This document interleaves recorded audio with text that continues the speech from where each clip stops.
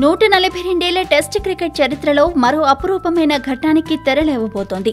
సాధారణంగా వన్డేల్లో ఆటగాళ్లు వేసుకునే జెర్సీలపై పేర్లు ముద్రించబడి ఉంటాయి. వీటితో పాటు వారెంచుకున్న జెర్సీ నెంబర్లు కూడా ఉంటాయి. జెర్సీపై ఉన్న నంబర్ను బట్టి ఆ ఆటగాడు ఎవరో ఇట్టే చెప్పేస్తారు క్రికెట్ అభిమానులు.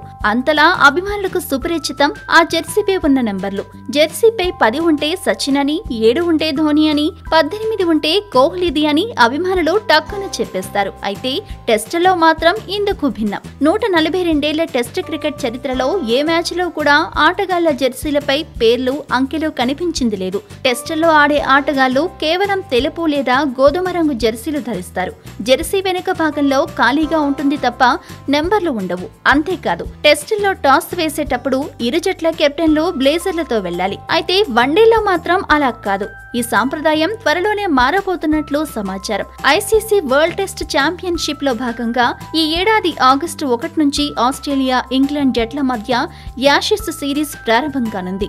ఈ యాషెస్ సిరీస్ లో ఇరు జట్ల ఆటగాళ్లు తమ తమ జెర్సీలపై పేర్లు, నెంబర్లతో కనిపించనున్నారు. ఈ కొత్త సంప్రదాయానికి ఇరు దేశాలకు చెందిన బోర్డులు ఐసీసీకి ప్రతిపాదన పంపాయి. ఈ ప్రతిపాదనకు ఐసీసీ గనుక ఆమోదం తెలిపితే టెస్టులో తొలిసారి ఆటగాళ్ల పేర్లతో పాటు జెర్సీలపై నంబర్లతో కనిపించనున్నారు.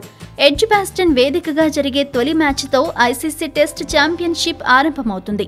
ఆటగాళ్లు 1 నుంచి 99 వరకు తమకు నచ్చిన నెంబర్లను జెర్సీలపై ముద్రించేందుకు ఎంపిక చేసుకోవచ్చు. సో 142 ఏళ్ల టెస్ట్ క్రికెట్ సాంప్రదాయానికి త్వరలోనే బ్రేక్ పడబోతోందన్నమాట.